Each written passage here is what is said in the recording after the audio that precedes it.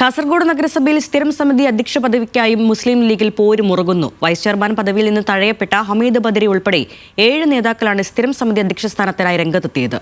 മുന്നണി മര്യാദ പ്രകാരം ഒരു സ്ഥിരം സമിതി അധ്യക്ഷ പദവിയെങ്കിലും കോൺഗ്രസിന് നൽകണമെന്നാവശ്യപ്പെട്ട് കോൺഗ്രസ് കൗൺസിലർമാരും രംഗത്തെത്തി.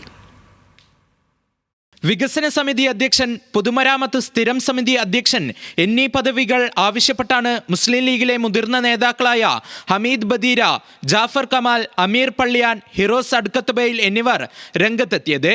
2 പദവികൾക്കായി 4 പേർ അവകാശവാദം ഉന്നയിച്ച് ചേരിതിരിഞ്ഞതോടെ ലീഗ് നേതൃത്വം പ്രതിസന്ധിയിലായി. അധ്യക്ഷ സ്ഥാനം ആർക്കുന്നതിൽ ഇതുവരെയും തീരുമാനമായില്ല. നഗരസഭാ വൈസ് ചെയർമാൻ സ്ഥാനം നേതാക്കൾ പണം വാങ്ങി വിറ്റെന്നാരോപിച്ച് ലീഗ് യൂത്ത് ലീഗ് പ്രവർത്തകർ കഴിഞ്ഞ ദിവസം അണങ്കൂർ ബദീരയിൽ പ്രകടനം നടത്തിയിരുന്നു. വാർഡ് കൗൺസിലർ ഹമീദ് ബദീരയെ പിന്തുണയ്ക്കുന്നവരാണ് പ്രതിഷേധിച്ചത്.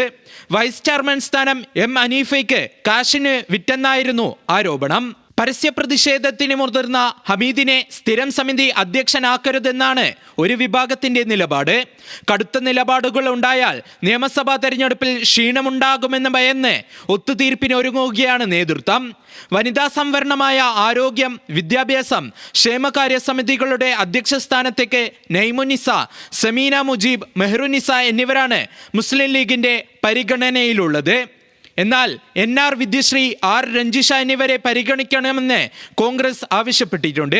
ഒരു അധ്യക്ഷ പദവിയെങ്കിലും കോൺഗ്രസിന് വേണമെന്നാണ് DCCയുടെ നിലപാട്. സീറ്റ് വിഭജനത്തെ ചൊല്ലി ജില്ലയിലെ പലയിടത്തും UDFൽ ഉലച്ചിലുണ്ടായിരുന്നു.